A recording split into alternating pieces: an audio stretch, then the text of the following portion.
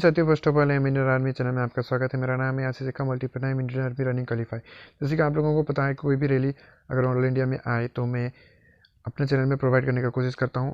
उसी तरह आज भी एक नया वैकेंसी लेकर आ गया हूं आपके पास। जैसे कि यहाँ पर श्रीनगर का वैकेंसी निकल के आ रहा है, Indian army recruitment office Srinagar.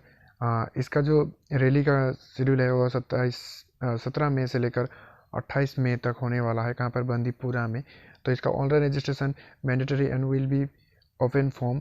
2 अप्रैल से इसका ऑनलाइन का रजिस्ट्रेशन शुरू हो जाएगा और 1 मई तक चलेगा।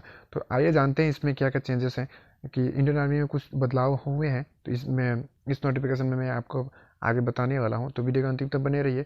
आप किसी भी स्टेट से बिलोंग करते हैं तभी भी इस वीडियो को देखिए, क्योंकि इसमें थोड़ी सी बदलाव किया गया है। आने वाला टाइम में आपका स्टेट में जब ये रैली कंडक्ट किया जाएगा तो आपको पता चल सके कि ये बदलाव हुआ है।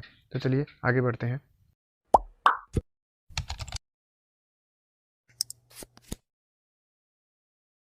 JNK में जितने भी यूनियन टेरिटरी स्टेट है वहाँ से जितने भी डिस्ट्रिक्ट कवर किए हैं आप यहाँ से देख सकते हैं। जैसे कि इसका ऑनलाइन स्टार्ट होने वाला है 2 अप्रैल से लेकर 1 मई तक इसका ऑनलाइन फॉर्म फिलअप होगा। उसके बाद आपको 2 मई से 15 मई तक आपका एडमिट कार्ड जारी कर दिया जाएगा ऑफिशियल वेबसाइट पर। तो ऑफिशियल वेबसाइट में जाके आप वहाँ से इजीली डाउनलोड कर सकते हैं। उसके बाद आप यहाँ पर जैसे कि हम लोग जनरल ड्यूटी के लिए बात कर लेते हैं। जनरल ड्यूटी के लिए एज रखा गया है 17.5 से लेकर 21 साल तक। इसका 1 अक्टूबर 2000 से लेकर 1 अप्रैल 2004 तक का मान्यता दिया जाएगा। इसमें आपका वेट में कुछ चेंजेस किया गया है, जैसे कि 163 सेंटीमीटर के लिए मिनिमम 47.8 रखा गया है और मैक्सिमम ये नीचे जो दिया गया है ये मैक्सिमम है। जैसे कि 17.5 से लेकर 20 साल तक 58.5। इससे अगर ज़्यादा होगा तो आपको डिसक्वालीफाई कर दिया जाएगा। याद रखिएगा, इससे ज़्यादा होगा तो आपको डिसक्वालीफाई कर दिया जाएगा। आपका हाइट के अनुसार आपका वेट अभी होना चाहिए। पहले क्या था कि 50 kg से अगर ऊपर हैं आप तो मान्यता दिया जाता था। 50 kg से ऊपर जितने भी रहते हैं तो आपको मान्यता दिया जाता था। लेकिन अभी मिनिमम जैसे कि 47.8 है और 17.5 से लेकर 20 साल तक एज तक है तो आपको 58.5 और 20 प्लस मतलब 21 साल तक है तो 61.1 से लेकर ज़्यादा नहीं होना चाहिए, नहीं तो आपको डिस्क्वालीफाई वहाँ पर कर दिया जाएगा। हो सके जैसे कि टेक्निकल के लिए भी हम लोग बात कर लेते हैं। टेक्निकल में भी वैसे ही है। टेक्निकल में भी सेम रखा गया है। इसमें ओनली आपका एज में छूट मिलता है, मतलब 23 साल तक आपको देखने को मिलता है। 1 अक्टूबर 1998 से 1 अप्रैल 2004 तक है। और इसमें भी जैसे कि आपका वेट के अनुसार ही, आपका हाइट के अनुसार ही आपका वेट को रखा गया है। और उसके बाद यहाँ पर नर्सिंग असिस्टेंट में भी देख लेते हैं। नर्सिंग असिस्टेंट में भी सेम ही है, इसमें भी कोई चेंजेस नहीं है, वेट में सेम ही है।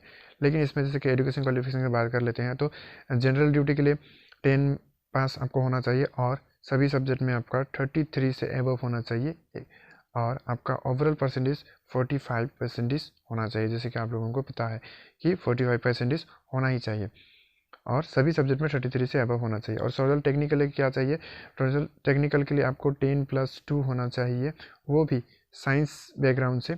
आप आर्ट्स बैकग्राउंड से भी हो सकते हैं, लेकिन आपको यहाँ पर जैसे कि बताया गया है फिजिक्स केमिस्ट्री मैथ आपका मैंडेटरी है, होना ही चाहिए। और इस सब्जेक्ट में आपको मिनिमम 50% मार्क्स लेना चाहिए, होने से आप अप्लाई कर सकते हैं। और दूसरा सब्जेक्ट जैसे कि इंग्लिश, और आपका अगर इंग्लिश है उसके बाद हिंदी लैंग्वेज से पढ़ रहे हैं तो हिंदी अगर है, इसमें इन सभी में आपका 40 होने से चल जाएगा। लेकिन आपका फिजिक्स केमिस्ट्री मैथ में आपका 50 मार्क्स होना ही मैंडेटरी है, 50 से ऊपर होना ही चाहिए, नहीं तो आपको डिस्क्वालीफाई कर दिया जाएगा वहाँ पर।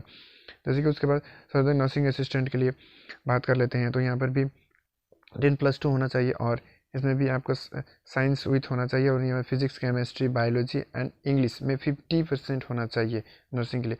फिजिक्स, और एक बार सुन लीजिए, फिजिक्स केमिस्ट्री बायोलॉजी और इंग्लिश में आपका 50% होना चाहिए।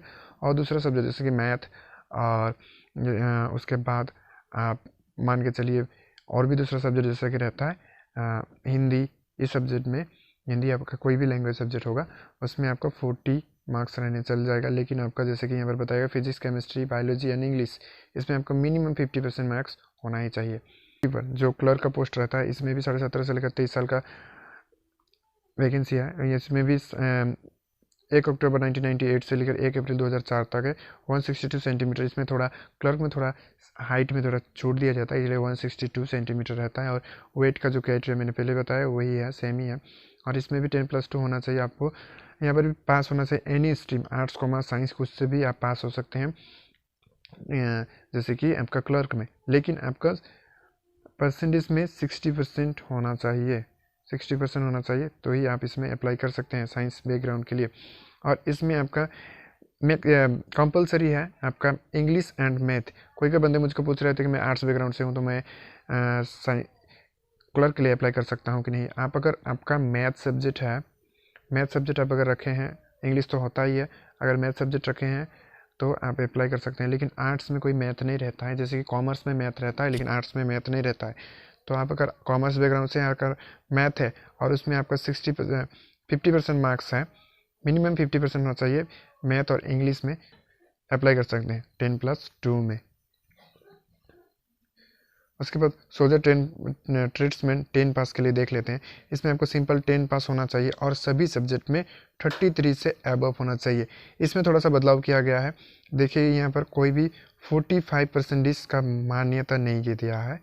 45% पहले मांगते थे, अभी इसमें 45% नहीं मांगा गया है। ओनली आपका 33 से अबव होना चाहिए सभी सब्जेक्ट में।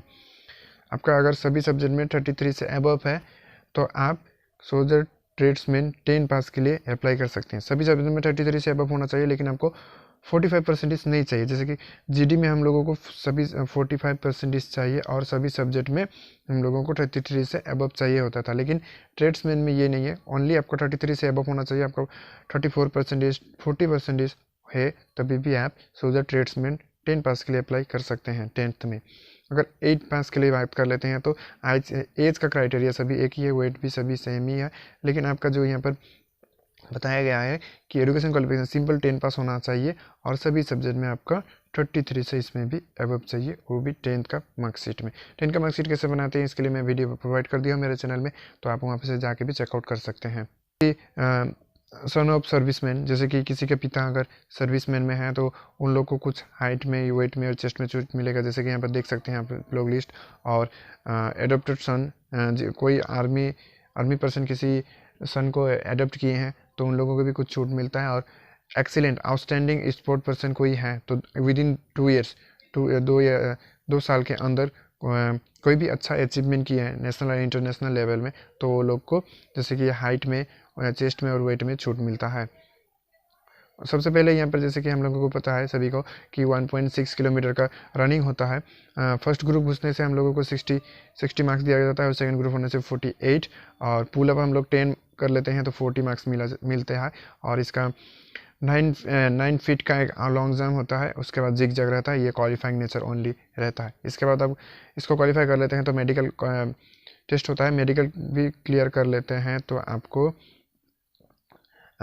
1 मंथ या 2 मंथ का टाइम मिलता है। इसमें आप रिटन के लिए तैयारी करते हैं और उसके बाद अगर इसमें रेटिंग में बैठते हैं उसके बाद आपका मेरिट निकलता है। मेरिट में अगर आप लोग हो जाते हैं तो आपका फाइनली इंडियन आर्मी के लिए ज्वाइन करते हैं। के वीडियो में इतना ही है, और इसको अगर देखना चाहते हैं तो ये PDF को मैं वीडियो के डिस्क्रिप्शन में डाल देने का कोशिश करूँगा। अगर नहीं सकूँगा तो भी आप www.joinindianarmy.nic.in में जाके आप वहाँ से भी चेकआउट कर सकते हैं।